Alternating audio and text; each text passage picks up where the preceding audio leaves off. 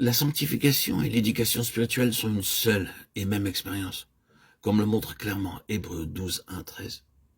Nous donc aussi, puisque nous sommes environnés d'une si grande nuée de témoins, rejetant tout fardeau et le péché qui nous enveloppe si facilement, courons avec persévérance dans la carrière qui nous est ouverte.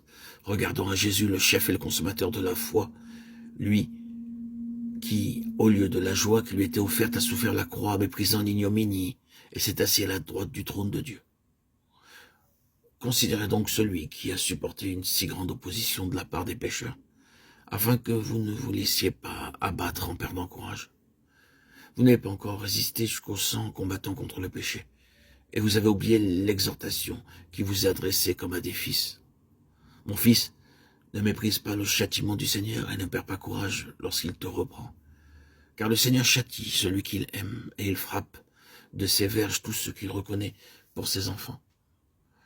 Si vous avez à endurer le châtiment, Dieu vous traite comme des fils. Car quel est le fils que son père ne châtie pas?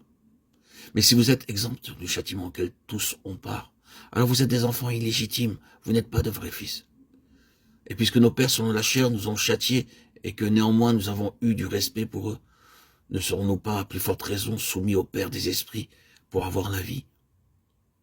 Ceux-là, en effet, nous châtiaient pour un peu de temps comme ils le trouvaient bon. Mais Dieu nous châtie pour notre bien afin de nous rendre participants de sa sainteté. Il est vrai que tout châtiment semble au premier abord un sujet de tristesse et non pas de joie.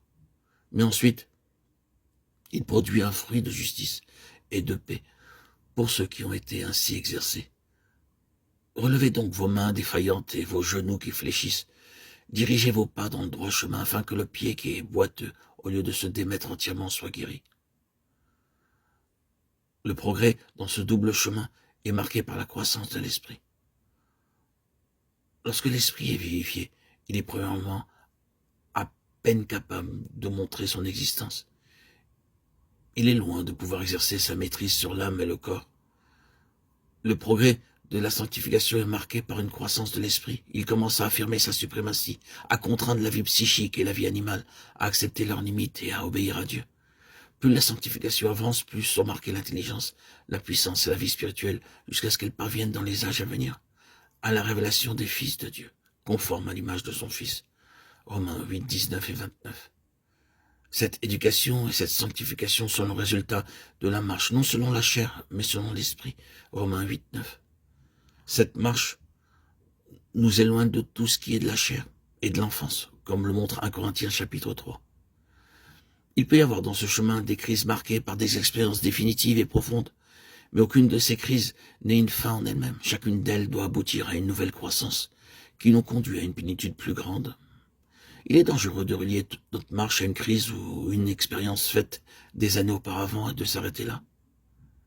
La distinction entre l'âme et l'esprit est la clé véritable de la sanctification, car la sanctification ne doit pas être négative comme l'innocence, mais positive dans le sens qu'elle accompagne l'intelligence et la responsabilité spirituelle. L'état de fils, qui est une seule et même chose que la sanctification, est une question de responsabilité spirituelle et morale dans la maison de Dieu. Nous naissons enfants, nous sommes des fils adoptés. L'adoption dans le Nouveau Testament n'introduit pas un étranger dans la famille, mais celui qui est né dans la famille atteint sa majorité et devient alors le représentant responsable de son père, avec des droits.